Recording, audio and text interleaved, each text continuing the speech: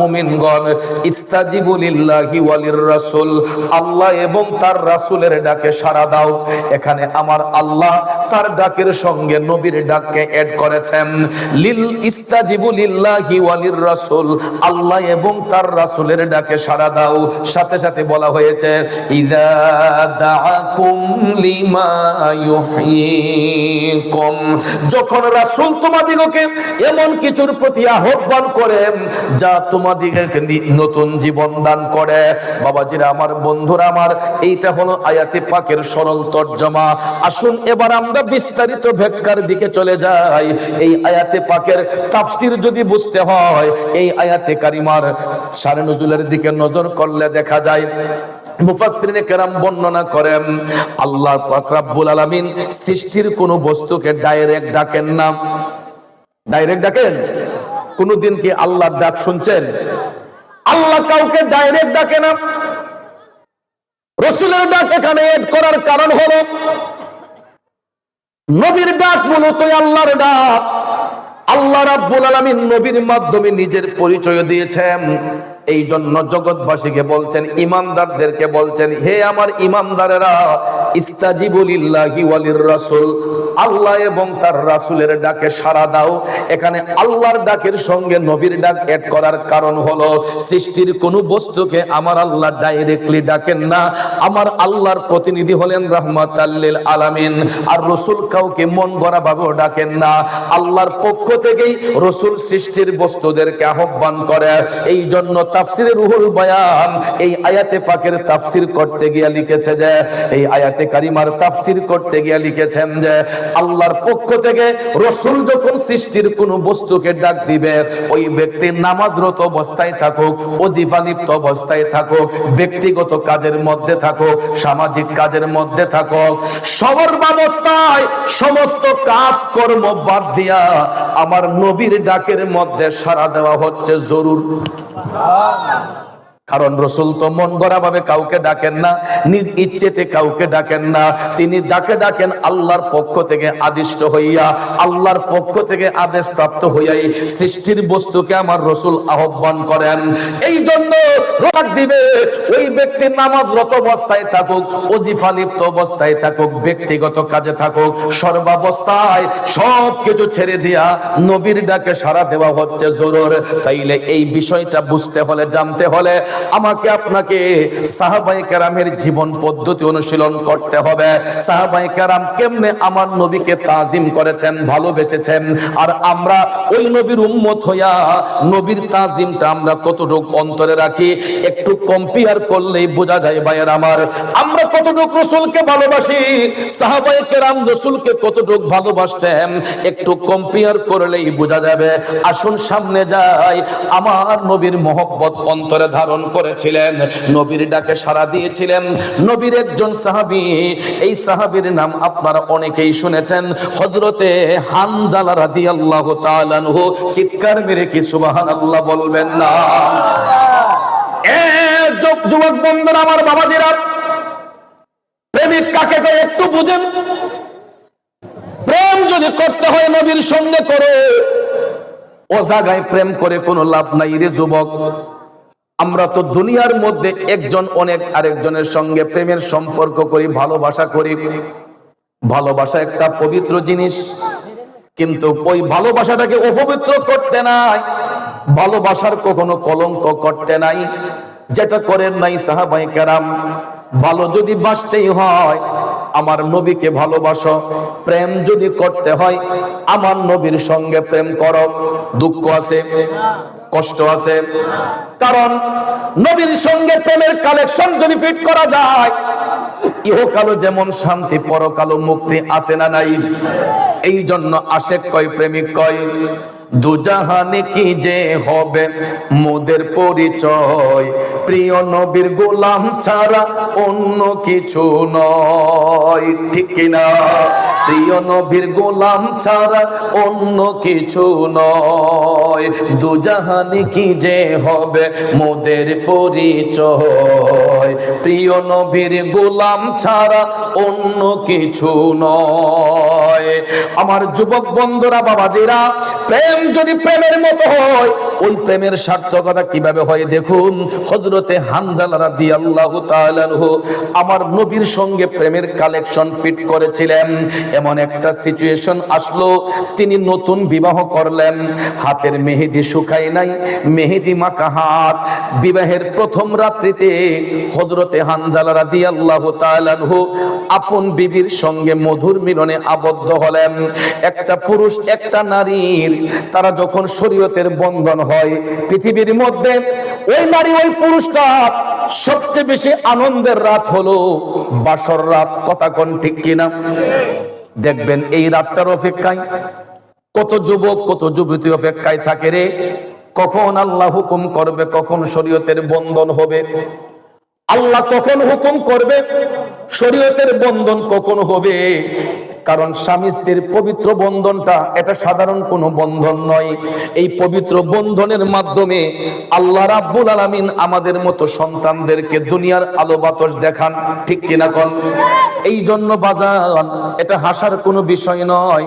কারণ আল্লাহ যখন যার জোড়া যেখানে লিখে রাখছেন, হুকুম যখন আসবে তখনই বিয়ে শাদী হবে। কথা কোন ঠিক কিনা? এই জন্য যুবক ভাইয়েরা একটু ধৈর্য ধারণ করতে হবে, সবর অর্জন করতে হবে। মেহেদি মাখা হাত, হাতের রং শুকায় নাই, মেহেদির রং শুকায় নাই। আমার নবীর সাহাবী হানজালা রাদিয়াল্লাহু তাআলা আনহু বিবাহের প্রথম রাত্রিতে আপন বিবির সঙ্গে মধুর মিলন করলেন। কত ভালোবাসা বন্ধন করার পরে সকালবেলা তিনি ফরজ গোসল আদায় করবেন। বাজান আমার বলুন তো, ফরজ তরক করলে কেমন গুনাহ হয়? কবিরা গুনাহ হয়। কি গুনাহ হয়? স্বামী স্ত্রীর বন্ধন যখন তারা সহবাসে লিপ্ত, তখনও কিন্তু আমাদের উপর গোসলটা ফরজ হয়। এই জন্য দেখবেন স্বামী স্ত্রীর পবিত্র বন্ধন হওয়ার পরে আমরা গোসল করে পবিত্রতা অর্জন করি। আমরা পবিত্রতা অর্জন করি কেননা আত্মহুরু শাত্রুল ঈমান, পবিত্রতাই হলো ঈমানের অঙ্গ, ঠিক কিনা কোন? হাদিস শরীফে রাসূল বলেছেন আত্মহুরু শাত্রুল ঈমান, পবিত্রতা ঈমানের অঙ্গ। বাজান আমার, বন্ধুরা আমার, প্রেমিক কারে কয় দেখুন। হযরতে হানজালা বিবাহের প্রথম রাত্রিতে আপন বিবির সঙ্গে তিনি বাসর করলেন। সকালবেলা গোসলটা তার জন্য ফরজ। ঠিক ওই মুহূর্তে আমার নবী, মদিনার কামলিওয়ালা নবী, উম্মতের ঈমানটা পরীক্ষা করার জন্য হযরতে হানজালার বাড়ির সামনে আইসা, হানজালা তো ঘরের ভিতরে, আমার রাসূল বাহির থেকে ডাক দিলেন, হানজালা, ও হানজালা। ডাকটা শোনার সাথে সাথে হযরতে হানজালা যখন নবীর ডাক শুনলেন, ওনার ইচ্ছে হলো যেন দরজা ভেঙে তিনি আমার নবীর কদমে হাজির হয়ে যাবেন। এত একটা পেরেশানি হয়ে গেলেন। রাসূল যখন ডাক দিলেন, আমার নবীর ডাকে সাড়া দিয়া লাব্বাইক ইয়া রাসূলুল্লাহ বলে হযরতে হানজালা আমার নবীর কদম মুবারকে হাজির হয়ে গেছে। লোকে আমায় পাগল বলে আমার দুঃখ লাগে না, আমাকে পাগল করেছে আরবের ওই মদিনা, ঠিক না বিঠে? আমাকে পাগল করেছে আরবের ওই মদিনা। হযরতে হানজালা লাব্বাইক ইয়া রাসূলুল্লাহ বলিয়া আমার জিন্দা নবীর কদম মুবারকে হাজির হইয়া গেলেন। রাসূল ডাক দিয়া বললেন, হানজালা, আর দেরি করা যাবে না, তাড়াতাড়ি জিহাদের ময়দানে প্রস্তুত হইয়া যাও। সুবহানাল্লাহ। এখন আপনারা বলেন, রাসূল আদেশ করলেন জিহাদের ময়দানে যাওয়ার জন্য। হানজালার শরীরটা তো নাপাক, তিনের ফরজ গোসল রয়েছে বাকি, ঠিক কিনা কোন? আমার রাসূল ডাক দিলেন, হানজালা তাড়াতাড়ি জিহাদের ময়দানে যাও। এমন সময় হযরতে হানজালা ফরজ গোসল বাকি রয়েছে। এখন আপনারা বলুন তো, হযরতে হানজালার গোসলটা বড় এই মুহূর্তে নাকি আমার নবীর ডাকে সাড়া দেওয়াটা বড়? বন্ধুরা আমার, বাবাজিরা, বুঝে শুনে কথা বলতে হবে। ফরজ তরক করলে কবিরা গুনাহ হয়। এখানে আমার দয়াল নবীজি হযরতে হানজালাকে জিহাদের ময়দানে যাওয়ার জন্য আদেশ করলেন। হানজালার যে ফরজ গোসল বাকি আমার নবী জানেন কি জানেন না? এই বিশ্বাস আপনাদের আছে না নাই? কারণ রসুল তো শুধু আমার আপনার খবর নয়, গোটা সৃষ্টি জগতের যা কিছু আছে সব কিছুর খবর আমার নবীর কাছে আছে না নাই? জোরে বলেন আছে না নাই? বন্ধু, হযরতে হানজালার ফরজ গোসলটা বাকি আমার রাসূল অবশ্যই জানেন। এরপর নবী দেখলেন আমি রাসূলের ভালোবাসাটা আমার হানজালার মধ্যে কতটুক আছে একটু দেখব। দয়াল নবী আমার আদেশ করার সঙ্গে সঙ্গে হযরতে হানজালা চিন্তা করতেছেন কি করবেন। বাবাজিরা আমার, বন্ধুরা আমার, হযরতে হানজালা চিন্তা করলেন আমি দুনিয়া পাইলাম নবীর কারণে, ইজ্জত পাইলাম নবীর কারণে, সম্মান পাইলাম নবীর কারণে, আমার নবীর ভালোবাসাই আমার কাছে সবচাইতে দামি। এই বলিয়া হযরতে হানজালা তিনি আমার দয়াল নবীর ডাকে সাড়া দিয়া তিনি গোসল বাদ দিয়া আমার নবীর ডাকে সাড়া দিয়া জিহাদের ময়দানে চলে গেলেন। জুড়ে কি আল্লাহু আকবার বললেন না? কাজটা ভালো হইছে না খারাপ হইছে? কারণ বাজান, ফরজ বলেন, ওয়াজিব বলেন, সুন্নত বলেন, নফল বলেন, মুস্তাহাব বলেন, এই সবগুলা হচ্ছে আমল। ঠিক না ঠিক? নামাজ, রোজা, তাসবিহ, তাহলিল, ঢিলা, কুলুব, আসকন, জুব্বা এসব হইছে আমল। আমার নবী হইছে ঈমান। এখন বলুন, ঈমান বড় নাকি আমল বড়? ঈমান বড় না আমল বড়? এ মদিনার কামলিওয়ালা নবীর প্রেমিকেরা, আমল যদি কম হয়, আমলের কারণে আল্লাহ তাআলা আপনাকে আমাকে জাহান্নামে ঠেলে দিবে না। আমল যদি কম হয়, বান্দা যখন চোখের পানি ছাইরা দেয়, আল্লাহ কয় লা তাকনাতু মির রাহমাতিল্লাহ, বান্দা পাহাড় পরিমাণ গুনাহ করেছো, সাগর পরিমাণ গুনাহ করেছো, আমি আল্লাহর রহমত থেকে তোমরা নিরাশ হইও না, বঞ্চিত হইও না। বন্ধুরা, এই জন্য আমল যদি কম হয়, আমলের কারণে আল্লাহ তাআলা আমাকে আপনাকে জাহান্নামে দিবে না, হয়তো আমার আল্লাহ শাস্তি প্রদান করবে, তওবার মাধ্যমে বান্দাকে ক্ষমা করবে। কিন্তু বাঙ্গরার মুসলমান শুনো রে, ঈমান যদি না থাকে, সারা দিন সারা বছর আমল করেন, ঈমান ছাড়া আমলের কোনো মূল্য নাই। কথা কোন ঠিক কিনা? লবণ ছাড়া তরকারির যেমন কোনো মূল্য হয় না, ঈমান ছাড়া আমলের কোনো গভীরতা হয় না। তরকারির স্বাদ বাড়াইতে যেমন লবণের প্রয়োজন হয়, আমলের গভীরতা বাড়াইতে হইলে ঈমানের প্রয়োজন হয়। কথা কয় না? ওরে আলিম হইয়া রিয়াকারি, মন রে ওয়াজ করে পরের বাড়ি, লবণ ছাড়া তরকারি কোনো মূল্য নাই। প্রেমের বাজারে দেখি মানুষ নাহি পাই, ভবের বাজারে মানুষ সীমা শঙ্কা নাই। প্রেমের বাজারে দেখি মানুষ নাহি পাই। কথা কোন ঠিক কিনা? আজকে যদি এখানে ইসালে সওয়াব না হইয়া যদি উরুস মাহফিল হইতো, গান বাজনার আসর হইতো, দেখতেন মানুষের জায়গায় দেওয়া যাইতো না। কথা কোন ঠিক কিনা?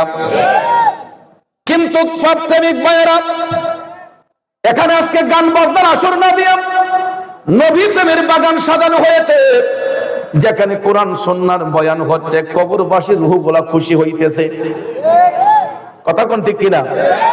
কবরবাসীগুলা রূহ খুশি হইতেছে, এরা অপেক্ষা করতেছে কখন আমরা তাদের আত্মার মাগফিরাত কামনা করব, কখন তাদের জন্য আমরা দোয়া করব। ওয়া কুর রাব্বিরহামহুমা কামা রাব্বায়ানি সগীরা। কবরবাসীরা এটা অপেক্ষা করতেছে, ঠিক কিনা কোন? আজকে দেখা যায় প্রেমের বাগানে প্রেমিকের অভাব, কিন্তু ভবের বাজারে মানুষের অভাব হয় না। দেখবেন বাজে কাজের মধ্যে লোকের অভাব হয় না, কিন্তু ভালো কাজের মধ্যে গেলে দেখবেন লোকের অভাব হয়। কথা কোন ঠিক কিনা? এই জন্য বাবাজির আমার, ইসলাম কায়েম হওয়ার পর থেকে ঈমানের পক্ষে লোক থাকে কম, বেঈমানের পক্ষে লোক থাকে বেশি। কিন্তু মনে রাখবেন, জয় হবে ইমানদারের। ঠিক কিনা কোন? অনেকেই বলতে পারে, আরে আবুল কালাম যদি মাহফিল না দিয়ে এখানে গানের আসর দিত, মানুষের কমতি হইতো না। ঠিক না বেঠে? আজকে আবুল কালাম আজাদ যদি গানের আসর দিত, লোকের কমতি হইতো না। কিন্তু বাজান আমার বন্ধুরা আমার শুনে রাখেন, 1 কোটি মুনাফিক যদি এক পাল্লায় হয়, একটা ইমানদার যদি এক পাল্লায় হয়, ইমানদারের পাল্লাটাই আমার আল্লাহ ভারী করে দিবে। এই জন্য ভালো কাজের মধ্যে অংশগ্রহণ করতে হবে, অসৎ কাজ থেকে দূরে থাকতে হবে। ফরজ, ওয়াজিব, সুন্নাত, নফল, মুস্তাহাব এইগুলা আমল। আমার নবী হইল ঈমান। আগে নবী চিনতে হবে, এরপরে আমল করতে হবে। নবী চিনলে আমল শুদ্ধ হয়, নবী না চিন্না নামাজ পড়লে নামাজ বিফল হয়। কথা কোন ঠিক কিনা? কারবালার ইতিহাসে দেখেন, ইয়াজিদের গোষ্ঠীরা, এরা কিন্তু হিন্দু নয়, বৌদ্ধ নয়, খ্রিস্টান নয়, ইহুদি নয়, নাসারা নয়। এদের সাইনবোর্ড ছিল এরা মুসলমান। আপনারা বলেন এজিদি মুসলমানরা, যদিও তাদের পরিচয় মুসলমান, এরা মুমিন না মুনাফিক? আর মুনাফিক কিন্তু কাফেরের চেয়ে নিকৃষ্ট। কথা কোন ঠিক কিনা? কারণ হলো মুনাফিকদের অন্তরে হুব্বে মুস্তাফার প্রেম নাই, মুনাফিকদের অন্তরে ইশকে মুস্তাফার প্রেম নাই। নবী প্রেম না থাকার কারণে, নবীর শানে ষড়যন্ত্র করার কারণে ওই এজিদের গোষ্ঠীরা জাহান্নামী হয়েছে। আর ইমাম হুসাইন আমার নবীর গোলামি করতে করতে তিনি জান্নাতি হইয়া জান্নাতি যুবকদের সর্দার হয়েছেন। কথা বলেন ঠিক কিনা? জগতের বন্ধুরা রে, গভীর মনোযোগ বলতেছিলাম কি, আমার নবীর পক্ষে অংশগ্রহণ করলেন জিহাদের ময়দানে হযরতে হানজালা রাদিয়াল্লাহু তাআলা আনহু। তিনি যখন লাব্বাইক ইয়া রাসূলুল্লাহ বলে নবীর কদমে চলে গেলেন, আমার নবী ডাক দিলেন, হানজালা আর দেরি করা যাবে না, তাড়াতাড়ি করে জিহাদের ময়দানে শরীক হয়ে যাও। সঙ্গে সঙ্গে হযরতে হানজালা উনার বিবির সঙ্গে আর পরামর্শ করেন নাই। আমরা তো অনেক সময় দেখবেন কোন আদেশ যদি আসে, বিবির সাথে গিয়ে আগে পরামর্শ করি, ঠিক না বেঠিক? চেয়ারম্যান সাহেব ডাক দিল, মেম্বার সাহেব ডাক দিল, আগে গিয়ে দেখবেন ম্যাডামের লোকে পরামর্শ করে, এই অমুক কেন যাওয়ান লাগে, কিতাব যাইতাম নি, ঠিক না বেঠিক? ম্যাডাম যদি অনুমতি দেয়, অনেক বেড়াত ঘর থেকে বাইরে হয়। ম্যাডামের অনুমতি ছাড়া অনেকে আবার সামনে কাইক বাড়ায় না। কথা কোন ঠিক না বেঠিক? এটা বাস্তব অভিজ্ঞতা থেকে আমি বলছি। অনেক জায়গায় দেখছি হুজুর মাহফিলও গেলে অনেক সময় রাত্রে 1টা 2টা 1:30 2:30 বাজে যায়, ফুলা ফান্ডি আমরা আগাই দিত চায়, আবার চায়ও নাই, হুন্ডার তেল নাই, গাড়ির চাকার ফার্ম নাই। এরপরে বক্তা যদি রাস্তা কেউ মাইরা মারা দেয়, এটা তার আর কোনো যায় আসে না। কিন্তু অনেক সময় মেহমানদের আগে আনবার সময় দেখবেন 10টা 15টা মোটরসাইকেল লইয়া গিয়া মিছিল দিয়া লইয়া বক্তারে, তখন যাওয়ার সময় দেখা যায় হুজুর সাক্ষাৎ ফার্ম নাই, ফুলা ফাঙ্কা ঘুমাই গেছে গা, উন্ডার তেল নাই। তখন এমন টাইমে আগাই আনে, যেই টাইমে আগাই আনার কোনো দরকার নাই, রাস্তাঘাট গরম থাকে, মানুষজন ভরপুর থাকে, তখন আর আগানের প্রয়োজন হয় না। যাওয়ার সময় তো রাস্তাঘাট নীরব থাকে, এই যে হাদিয়ালি লইয়া যাবো, রাস্তার গ্যাস দেখো হুজুর আসসালামু আলাইকুম, আর কে আটকান যে বুঝু। তো ওই টাইমে অনেক জায়গায় গেলে বলি যে ভাই একটু আগে দেন না রাস্তাটা, আচ্ছা হুজুর কারণ আইতাছি, একটা দূর দিয়ে গরজা গিয়া কয় হুজুর দেখতে আগে দিতাম, কিতা করতাম। আমি একদিন আমার কানে হুইনা লাইছি, গরো মাহফিলের পরে না খাওয়ানো বইছে, আমি কই ভাই সাহেব একটু আগাই দেন।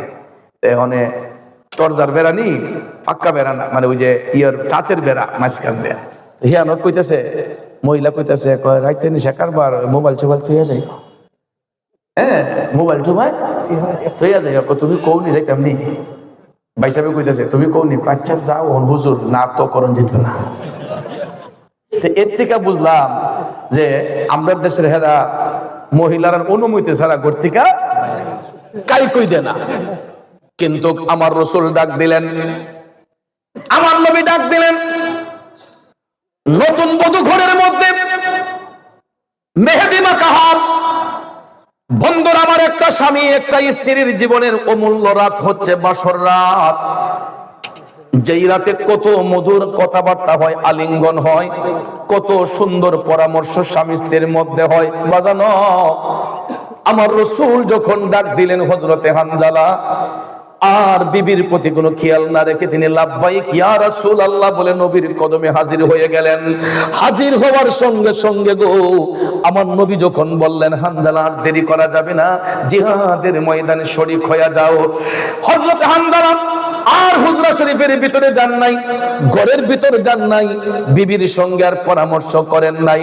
আমার নবীর ডাকটাকে সবচাইতে বেশি বড় মনে করেছেন। আর এটাই হলো মুমিনদের কাজ, ইমানদারদের কাজ। কেননা হাদিস শরীফে রাসূল বলেছেন লা ইউমিনু আহাদুকুম হাত্তা আকুনা আহাব্বা ইলাইহি মিন ওয়ালিদিহি ওয়া ওয়ালাদিহি ওয়ান নাসি আজমাইন। এটা একটা কমন হাদিস, সমস্ত উলামায়ে কেরামরা এটা মুখস্থ আছে। আমার রাসূল বলেছেন লা ইউমিনু আহাদুকুম, তোমরা কখনো মুমিন হতে পারবা না হাত্তা আকুনা আহাব্বা ইলাইহি, আমি রাসূল তোমাদের নিকট অধিক প্রিয় না হব। কার কার থেকে? মিওয়ালিদিহি, তোমার পিতামাতা, ওয়া ওয়ালাদিহি, তোমার সন্তান সন্ততি, ওয়ান নাসি আজমাইন, সমস্ত মানুষ অপেক্ষায় আমি রাসূল যতক্ষণ তোমাদের নিকট অধিক প্রিয় না হব ততক্ষণ পর্যন্ত তোমরা মুমিন হইতে পারবা। এই জন্য দম গুনাহগারে লিখেছিলাম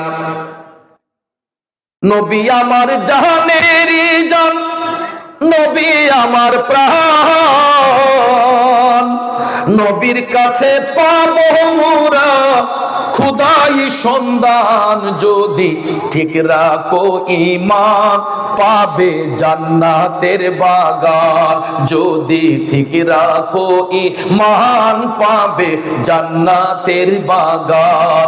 আমার জীবন করব দান গেয়ে নবীর গুণগান, ঠিক না বিজে? আমার নবীর জন্য জীবন দিতে চাই কি চাই না? কারা কারা চাই দুইটা হাত উঁচু করে দেখাই। নারায়ে তাকবীর, নারায়ে রিসালাত, আহলে সুন্নাত ওয়াল জামাত, পবিত্র ইসালে সোয়াব মাহফিল। কষ্ট হইছে? রাগ করছেন? এই আওয়াজ দিয়ে দিলে লাভ না লস?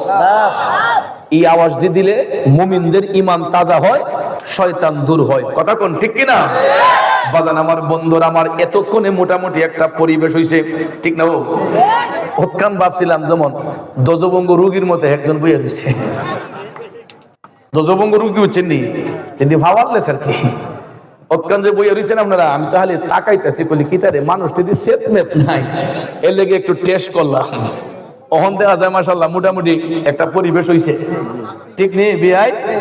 হ্যাঁ, কালাম্বার বিআই হ্যাঁ নাকি? ও মেম্বার তো মেম্বার বি আপনি ঘুরতে ভাইয়ের ভাই না, মারহাবা কোন? জবাব বন্ধুর আমার মনোযোগ। হযরত হানজালা মেহেদি শুকায় নাই, বিবির সঙ্গে আর পরামর্শ করেন নাই। আমার নবীর ভালোবাসা কেমন অন্তরের মধ্যে, যুবক শুনো রে। রাসূল যখন ডাক দিলেন একটা মুহূর্ত দেরি করলেন না, লাব্বাইক ইয়া রাসূলুল্লাহ বলে নবীর কদমে হানজালা হাজির। আমার রাসূল বললেন হানজালা তাড়াতাড়ি তরবারি হাতে নিয়ে জিহাদের ময়দানে যাও। হানজালা জিহাদের ময়দানে চলে গেলেন। যুদ্ধের ময়দান উত্তপ্ত, জিহাদের ময়দান উত্তপ্ত। কাফেররা ঝাঁপিয়ে পড়ল নবীর পক্ষের সৈনিকদের উপর। সাহাবায়ে কেরাম সবাই যার যার মতো করে তরবারি হাতে নিয়ে জিহাদ করতে শুরু করে দিলেন। বন্ধু, হঠাৎ করে দেখা যায় হযরতে হানজালা নবীর পক্ষে অংশগ্রহণ করিয়া তিনি যখন তরবারিটা যখন ঘুরাইতেছেন, ঘুরাইতে ঘুরাইতে ডান দিকের আঘাত ফিরালে বাম দিকে তীর আসে, বাম দিকে ফিরালে ডান দিকে আসে, সামনে ফিরালে পিছনে আসে, পিছনে ফিরালে সামন দিকে আসে। হঠাৎ দেখা যায় একটা ধারালো তীর আইসা গো হযরতে হানজালার কলিজার বরাবর ঢুইকা গেছে। এক সাইড হইয়া যখন সাতনার হাড্ডি দিয়ে যখন তরবারিটা তীরের আঘাতটা ঢুকছে, কলিজাটা ছিদ্র হইয়া টক টক করে রক্ত মুবারক ঝরতেছে। বন্ধু, সারাটা শরীরে আঘাত লাগলেও দেখবেন বেশি দুঃখ ক্ষতি হয় না, কিন্তু ফুসফুসের মধ্যে যখন গিয়ে একটা আঘাত লাগে, চাকুর ঘাই বলেন, তীরের ঘাই বলেন, ফুসফুসের মধ্যে যখন লেগে যায়, ফুসফুসটা যদি ছিদ্র হয় তখন আর লোকটাকে বাঁচানো সম্ভব হয় না, আর বাঁচানো সম্ভব হয় না।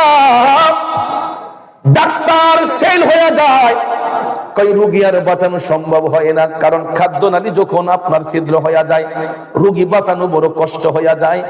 হযরতে হানজালার কলিজা মুবারক বরাবর যখন তীরটা ঢুকলো, রক্তের বন্যা বয়ে যাচ্ছে, রক্তগুলা টপ টপ করে জমিনের মধ্যে পড়তেছে।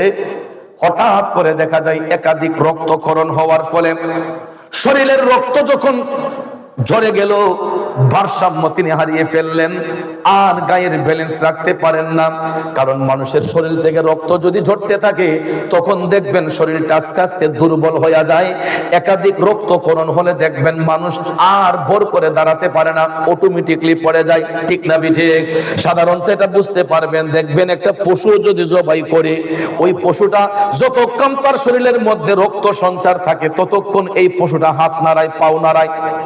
কিন্তু রক্তটা যখন ধীরে ধীরে বের হয়ে যায়, রক্ত শূন্য হয়ে গেলে দেখবেন আস্তে আস্তে পশুর দেহ থেকে দমটা বন্ধ হয়ে যায়। ঠিক কিনা আমার বন্ধুরা, বাবাজিরা গো, ও বাঙ্গরার প্রেমিক বাবাজিরা, হযরতে হানজালার শরীর মুবারক থেকে যখন রক্তগুলা ঝরতেছে, ঝরতে ঝরতে ঝরতে শরীরটা যখন একেবারে রক্ত শূন্য হয়ে গেছে, তিনি আর দাঁড়িয়ে থাকতে পারলেন না, জিহাদের ময়দানে পড়ে গেলেন।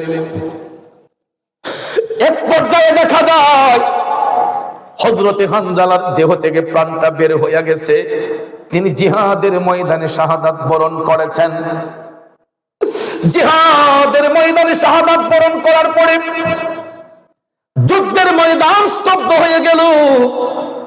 সন্ধ্যার সময় দেখা যায় সাহাবায়ে কেরাম শহীদদের লাশ খুঁজতেছেন। অনেক লাশ খুঁজে পাওয়া গেল, কিন্তু নবীর উম্মত হযরতে হানজালার লাশ মোবারক খুঁজে পাওয়া যাচ্ছে না। বন্ধুরা আমার, খুঁজতে খুঁজতে খুঁজতে সারাটা রাত পার হয়ে গেল, জিহাদের ময়দানে কোথাও হানজালার লাশ পাওয়া যায় না। সাহাবায়ে কেরাম নবীজির কদম মোবারকে আসলেন, আয়েশা বললেন, নবী গো, আপনার অনেক উম্মতদের লাশ আমরা খুঁজে পাইলাম, কিন্তু আপনার হানজালাকে আমরা কোথাও খুঁজে পাই না। নবী গো, আপনার হানজালার খবর আমরা সন্ধ্যার পর থেকে আর জানি না। জিহাদের ময়দান স্তব্ধ হয়ে যাওয়ার পরে আমরা অনেকের লাশ খুঁজে পেয়েছি, কিন্তু আপনার উম্মত হানজালার লাশটা আমরা খুঁজে পাই নাই। আমার নবী তখন টপ টপ করে চোখের পানি ছেড়ে কান্না করছে। দয়াল নবী কান্দে, ডাক দিয়া মদিনার কামলিওয়ালা নবী বলতেছেন, সাহাবারা রে, যেমন করি হোক আমার হানজালার লাশ বের করতে হবে। তোমরা আবার গিয়ে পুনরায় শহীদদের লাশ খোঁজা শুরু করো, আমার হানজালাকে বের করতে হবে। নির্দেশ পাইয়া সাহাবায়ে কেরাম আবার শহীদদের লাশ শুরু করলেন খোঁজা। খুঁজতে খুঁজতে খুঁজতে হঠাৎ করে দেখা যায় হযরতে হানজালার লাশ মোবারক খুঁজে পাওয়া গেছে, কিন্তু লাশের ধরনটা একটু ব্যতিক্রম। ব্যতিক্রমটা হলো, হানজালার লাশ যখন খুঁজে পাওয়া গেল, দেখা যায় ওনার পুরাটা দেহ ভিজিয়া ঝরঝর করে পানি গোলা জমিনের মধ্যে পড়তেছে, যেন বোঝা যায় এই মাত্র কেউ তার গায়ের মধ্যে পানি ঢাইলা গেছে। আপনারা বলুন, মানুষ ইন্তেকালের পরে কারোর শরীর ভিজিয়ে কি পানি ঝরতে দেখছেন? কারণ ডেড বডি থেকে কখনো পানি ঝরতে দেখা যায় না। মানুষ যখন ডেড বডি হয়, বডিটা আস্তে আস্তে শক্ত হয়, কথা বলেন ঠিক কিনা? কিন্তু হযরতে হানজালার দেহ মুবারকটা, তুলতুলে শরীরটা দেখা যায় ঝরঝর করে পানি গোলা জমিনের মধ্যে পড়তেছে। এই দৃশ্যটা দেখা সাহাবায়ে কেরাম একটা দৌড় দিয়ে আমার নবীজির কদম মুবারকে গেলেন। ডাক দিয়া বললেন, ইয়া রাসূলুল্লাহ, নবী গো, জীবনে তো কত মৃতদেহ দেখলাম, ইয়া রাসূলুল্লাহ, জীবনে কত দেহ দেখলাম, কত মৃতদেহ দেখলাম, কিন্তু আপনার উম্মত হানজালার লাশের মতো অন্য কোন লাশ আমরা দেখছি না। ইয়া রাসূলুল্লাহ, নবী গো, আপনার উম্মত হানজালার লাশের ধরনটা ব্যতিক্রম। ইয়া রাসূলুল্লাহ, ইন্তেকালের পরে আমরা কোন শরীর ভিজিয়া পানি ঝরতে দেখি নাই, কিন্তু আপনার উম্মত হানজালার শরীর ভিজিয়া পানি ঝরতে আমরা দেখতে পেয়েছি। নবী গো, জোর জোর করে পানিগুলা ঝরতেছে। এই কথা সাহাবায়ে কেরাম জানানোর সঙ্গে সঙ্গে আমার দয়াল নবী টপ টপ করে চোখের পানি ছাইরা কান্দে। দয়াল নবী কান্দা কান্দা করে, সাহাবারা রে, ও আমার সাহাবারা, আমার হানজালার শরীর ভিজিয়া পানি ঝরার কারণ আছে রে। কারণটা সাহাবায়ে কেরাম জানতে চাইলে রাসূল বললেন, সাহাবারা, তোমরা আমার হানজালার হাতের দিকে তাকায়া দেখো, তার হাতের মেহেদিটা এখনো শুকায় নাই। আমার হানজালার ঘরের মধ্যে নতুন বধুরাই কাশছে। গত রাতে আমার হানজালার বাসর ছিল, আপন বিবির সঙ্গে বাসর করেছে আমার হানজালা। আমার হানজালার গোসল তার ফুফর ফরজ ছিল, কিন্তু আমি রাসূল যখন তাকে জিহাদের ময়দানে ডাক দিয়েছে, ফরজ গোসলটা বাদ দিয়া হানজালা আমি নবীর ডাকে সাড়া দিয়েছে। আরো জোরে কন্যা সুবহানাল্লাহ।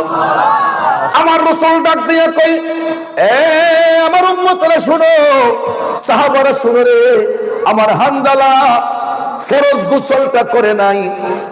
ফরজ গোসল বাদ দিয়া আমি নবীর ডাকে সাড়া দিয়া জিহাদের ময়দানে যখন আমার হানজালা শাহাদাতের মকাম লাভ করেছে, আমার হানজালার তো ফরজ গোসলটা বাকি ছিল। এই জন্য আল্লাহ রাব্বুল আলামিন রহমতের ফেরেশতা পাঠাইয়া কাউসারের পানি দিয়া আমার হানজালার ফরজ গোসল আদায় করা দিয়েছেন। আরো জোরে কন্যা সুবহানাল্লাহ। আল্লাহ রাব্বুল আলামিন রহমতের ফেরেশতা পাঠাইয়া আমার হানজালার ফরজ গোসল দিয়েছেন। এই জন্য বাবাজিরা, আমার বন্ধুরা আমার, হযরতে হানজালার একটা উপাধি হলো গাসিলুল মালাইকা। হানজালাকে বলা হয় গাসিলুল মালাইকা, ফেরেশতাদের দেওয়া গোসল দেওয়া ব্যক্তি। তিনি হচ্ছেন আমার নবীর সাহাবী হযরতে হানজালা রাদিয়াল্লাহু তাআলা আনহু। তাহলে চিন্তা করে দেখেন, আমার নবীর মহব্বত যদি অন্তরের মধ্যে থাকে, কাউসারের পানি তার জন্য অবধারিত থাকে, ঠিক না বেঠিক? নবীর ডাকে যদি কেউ সাড়া দেয় তাহলে তার লস হয় না, লাভ ছাড়া। কারণ কাউসারের পানি তো একমাত্র জান্নাতি ব্যতীত কেউ পান করতে পারে না, কথা কোন ঠিক কিনা? আর সেই কাউসারের পানি দিয়ে আমার দয়াল নবীর গোলাম হযরতে হানজালার ফরজ গোসল আদায় করা হয়েছে। তাইলে যুবক বলুন, আমরা নবীর জন্য জীবন দিতে চাই কি চাই না? ওই নবীর জন্য জীবন দিলে জান্নাত অবধারিত, জাহান্নাম থেকে মুক্ত। আর যদি কেউ আমার নবীর সঙ্গে বিরোধিতা করে, নবীর সঙ্গে বিরোধিতা করলে অবশ্যই সে জাহান্নামের অন্তর্ভুক্ত হবে, কথা কোন ঠিক কিনা? আমরা ইদানিং দেখতে পাই মাথায় পাগড়ি, মুখে নবীর সুন্নত, মাথায় টুপি, দাড়ি, চুপি, জুব্বা, কুর্তা লাগাইও কেউ কেউ আমার নবীরে কয় কাউবয়। নাউজুবিল্লাহ কইতেন না? কাউ মানে গরু, বয় মানে বালক, গরুর রাখাল। গরু রাখাল আমার রাসূলকে বলে। আপনারা বলেন, আমার নবীকে যদি কেউ গরু রাখাল বলে, কাউবয় বলে, এই ব্যক্তির কি ঈমান থাকতে পারে? আপনারা বলেন পারে? কারণ পৃথিবীতে যেই শব্দগুলো সাধারণ অর্থে ব্যবহৃত হয়, আমার দয়াল নবীর শানে এই কথাগুলা ব্যবহার করা এটা আদবের খেলাফ। যেমন জনাব মুফতি হেলাল উদ্দিন সাহেব, জনাব মুফতি মনিরুল ইসলাম সাহেব, জনাব অমুক সাহেব, জনাবে মোহাম্মদ, হইল কথা হইল নি? আমার নামের আগে জনাব, উনার নামের আগে জনাব, আমার নবীর নামের আগে জনাব, এটা কি মানানসই হয়? আমাদের সিলেটের ভাষা কয় যে কই আগরতলা আর কই উগারতলা, ঠিক না বেটি? এটা আমরা সিলেটের ভাষায় কয় যে কয় আগরতলা আর কয় উগারতলা। উগারতলা চিনি কোনটা? যেটা হাঁস মুরগ রাখা হয়, এটার আমরা উগারতলা কই। যে কোথায় আমার নবীর শান আর কোথায় আমাদের শান? আমাদের সঙ্গে দয়াল নবীর কোন তুলনা আছে? রাসূল তো বেনজির, বেমিসাল, সৃষ্টির কোন বস্তুর সাথে আমার নবীর তুলনা হয় না। আমি আপনি যদি একটা গাছকে বলি এদিকে আসো, গাছ আসবে? একটা হাঁস মুরগ যদি বলি এই এন্ডে আয়, আসবে না। কিন্তু সৃষ্টির প্রত্যেকটা বস্তু আমার নবীর কমান্ড মানতে বাধ্য। কারণ আমার রাসূল তো শুধু মানুষের জন্য তিনি রহমত নয়, তিনি গাছ বৃক্ষের নবী, তিনি তরুলতার নবী, পশু পাখির নবী, জিন ইনসানের নবী। আল্লাহর সৃষ্টি জগতের মধ্যে যতটা জগৎ সমূহ রয়েছে, যেখানে আল্লাহ রাব্বুল আলামিন সেখানে আমার নবী রাহমাতাল লিল আলামিন। কথা কোন ঠিক না ঠিক? যেখানে আল্লাহ রাব্বুল আলামিন সেখানে আমাদের নবী রাহমাতাল লিল আলামিন। এই জন্য ভাইয়ের আমার, সৃষ্টির প্রত্যেকটা বস্তুর গাইডনেস করার জন্য যাকে আমার আল্লাহ প্রেরণ করেছেন তিনি হলেন রাহমাতাল লিল আলামিন। এই জন্য ভাইয়ের আমার, বন্ধুরা আমার, দেখেন নবীর ডাকে সাড়া দিয়া, আমার নবীর ডাকে সাড়া দিয়া হযরতে হানজালা জান্নাতের টিকিট পেয়েছেন। হযরতে হানজালা আমার নবীর প্রেমে সাড়া দিয়া, যদিও তিনি দুনিয়া ছেড়ে শহীদ হয়েছেন, শহীদরা তো মরে না, শহীদরা জিন্দা। আল্লাহর কোরআন সাক্ষী দিচ্ছে শহীদরা কখনো মরে না, শহীদরা জিন্দা। হযরতে হানজালা নবীর পক্ষে জীবন দিয়া তিনি মরা না জিতা? জিন্দা না মরা? তিনি জিন্দা। আল্লাহর কোরআন সাক্ষী দিচ্ছে, ওয়ালা তাকুলু লিমান ইউকতালু ফি সাবিলিল্লাহি আমওয়াত বাল আহইয়াউ ওয়ালাকিন লা তাশউরুন। আল্লাহ কয়, হে জগৎবাসীরা শোনো, যারা আমি আল্লাহর পথে জীবন কুরবান করে, যারা আমি আল্লাহর পথে জীবন উৎসর্গ করে, তোমরা তাদেরকে মৃত বলিও না। বাল আহইয়াউ ওয়ালাকিন লা তাশউরুন, বরং এরা জীবিত, তোমরা তাদের সম্পর্কে জানো না, এই জন্য তাদেরকে তোমরা মৃত বলিও। আল্লাহর কোরআন সত্য না মোল্লার কথা সত্য? আল্লাহর কোরআন সত্য। তাইলে কোরআন বলছে ওলিরা মরে না, কোরআন বলে নবীর পক্ষে জীবন দেওয়াকারী লোকগুলা মরে না। আর ওই দেশের মধ্যে কিছু কিছু অল্প শিক্ষিত মানুষ, এরা নবীর শানে বিয়াদবি করে, সাহাবায়ে কেরামের শানে বিয়াদবি করেন। রাসূলকে বলে কাউবয়, মৌলা আলী রে বলে তিনি নাকি মদ পান কইরা বলে নামাজের ইমামতি কইরা মাতলামি করছে। অথচ দেখেন যার জন্ম হয়েছে বাইতুল্লাহ শরীফের ভিতরে, সুবহানাল্লাহ কোন, এমন একজন সাহাবীর বিরুদ্ধে তহমত দিল যিনি বেলায়েতের মূল, যার কাছ থেকে বেলায়েতের আগমন হয়, উনি মুশকিল কুশা শেরে খোদা হযরতে মাওলানা আলী রাদিয়াল্লাহু তাআলা আনহু। বাবাজিরা আমার, এমন একজন মার গর্ভ থেকে ভূমিষ্ঠ হইলেন যার জন্ম বাইতুল্লাহ শরীফের ভিতরে। বন্ধুরে, এখানে একটা জিনিস শুনুন, সন্তান যখন মায়ের গর্ভ থেকে ভূমিষ্ঠ হয়, মায়ের কিন্তু লজ্জাস্থান দিয়ে হোক, নাভিমূল দিয়ে হোক, রক্ত প্রবাহমান হয়, ঠিক না ঠিক? বাচ্চা খালাসির সময় দেখবেন একটা রক্তনালী দিয়ে, আপনার লজ্জাস্থান দিয়ে, নাভিমূল থেকে রক্ত ঝরে, কথা কোন ঠিক না ঠিক? তারপরে দেখবেন পানি দিয়া ধুইয়া ওই বাচ্চাটাকে পরিষ্কার করে মায়ের কোলে দেওয়া হয়, কথা কোন ঠিক না ঠিক? কিন্তু ভাইয়ার আমার, পৃথিবীর মধ্যে একজন মুমিন ব্যক্তি আগমন হয়েছে যার জন্ম হয়েছে বাইতুল্লাহ শরীফের ভিতরে।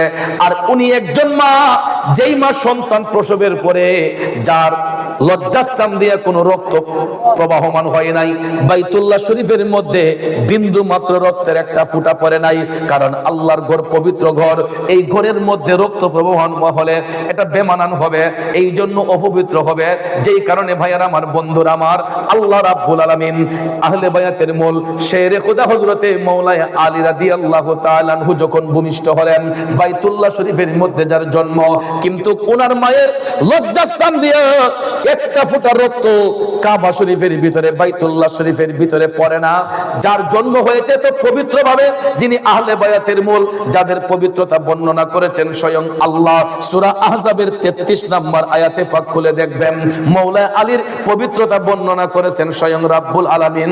সেই মাওলানা আলীর শানে বিয়াদবি কয়, তিনি নাকি মদ পান করে নামাজের মধ্যে দাঁড়ায় মাতলামি করছেন, নাউজুবিল্লাহ কোন। এই সমস্ত মৌলবীদেরকে দাওয়াত দেওয়া হারাম, এদের কথা শোনাও হারাম, কথা কোন ঠিক কিনা?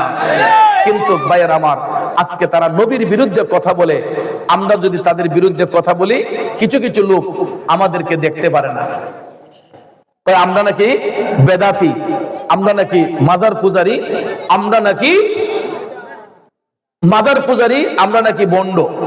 কিন্তু তাদের শায়েখরা অহরহ মিথ্যাচার করতেছে রাসূলুল্লাহর শানে, সাহাবায়ে কেরামের শানে। বন্ধুরা আমার, কবি নজরুল লিখেছেন, রসুলের অপমানে যদি কাঁদে না তোর মন, মুসলিম নয় মুনাফিক তুই রাসূলের দুশমন। রসুলের অপমানে যদি কাঁদে না তোর মন, মুসলিম নয় মুনাফিক তুই রাসূলের দুশমন।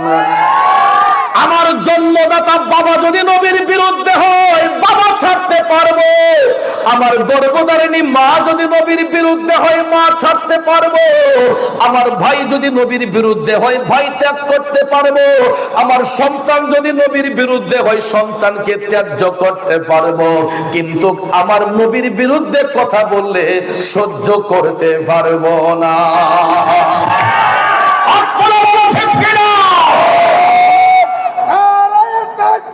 আল্লাহু আকবার, আল্লাহু আকবার। হুশিয়ার সাবধান,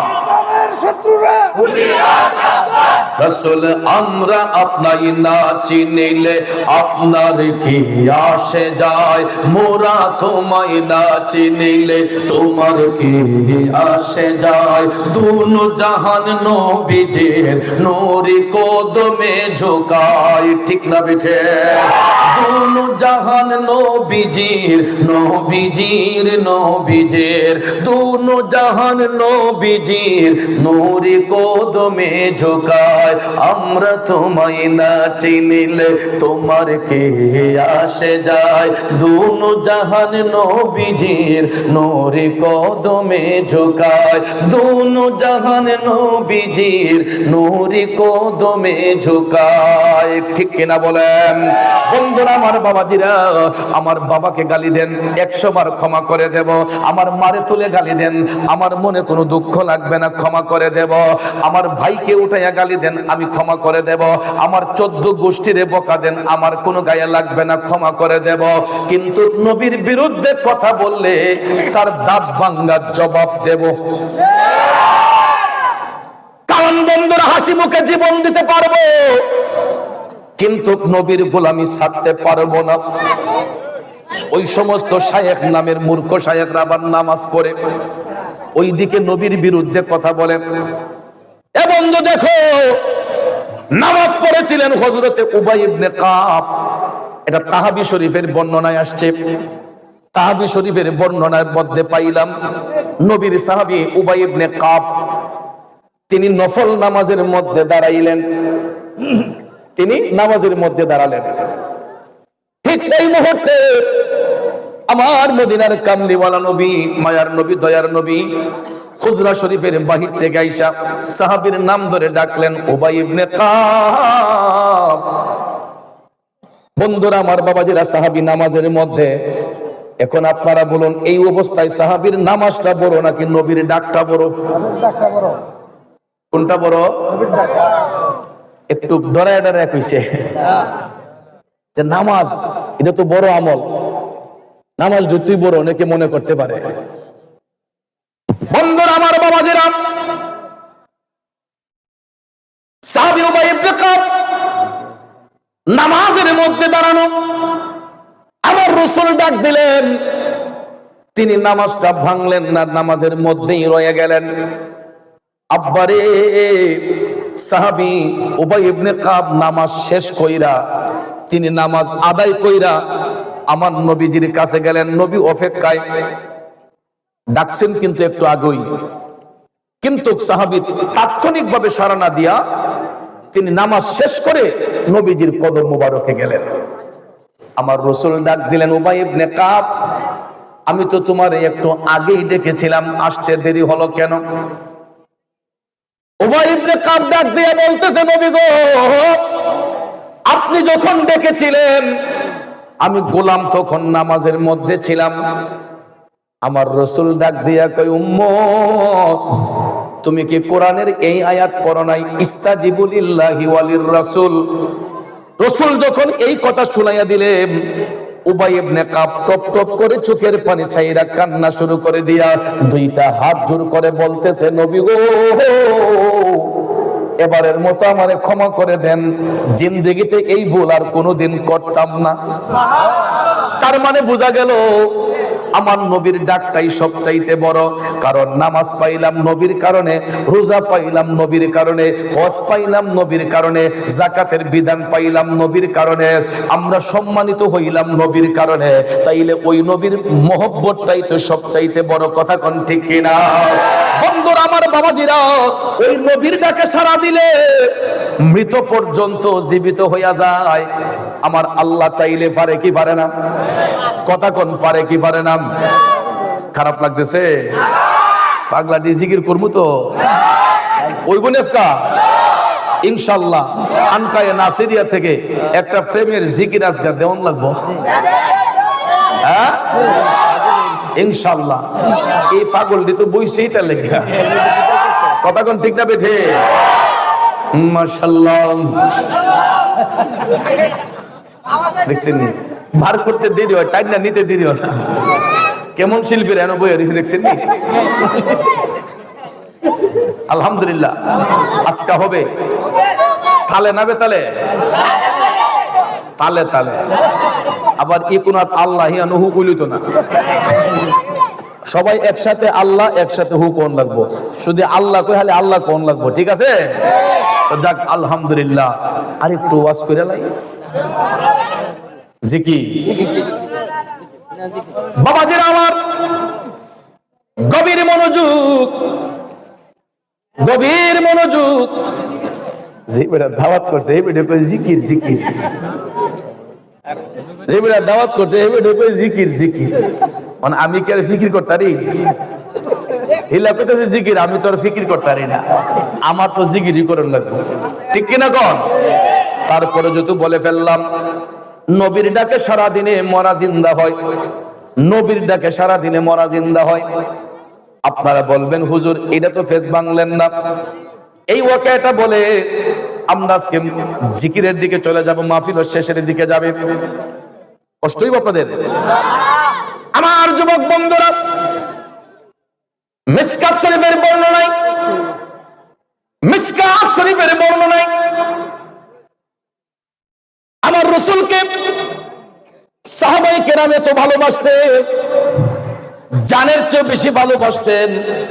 কারণ আমাদের ঘরের মধ্যে দেখবেন অনেক সময় মেহমান দাওয়াত করলে মেহমানের অনেক কদর থাকে, ইজ্জত থাকে। বাজান নবীর একজন সাহাবী ছিলেন খুবই গরিব দুর্বল, হযরতে জাবের রাদিয়াল্লাহু তাআলা আনহু। জোরে কোন সুবহানাল্লাহ। কথা কইলে ওয়াজ করতাম না, একদম শান্ত হতে হবে। এই ট্যাবলেট একটু সবুর করো না বাবা। একটু দুরূদ শরীফ পড়েন। আল্লাহুম্মা সাল্লি আলা সাইয়্যিদিনা মুহাম্মাদ, সাল্লি আলা সাইয়্যিদিনা মুহাম্মাদ।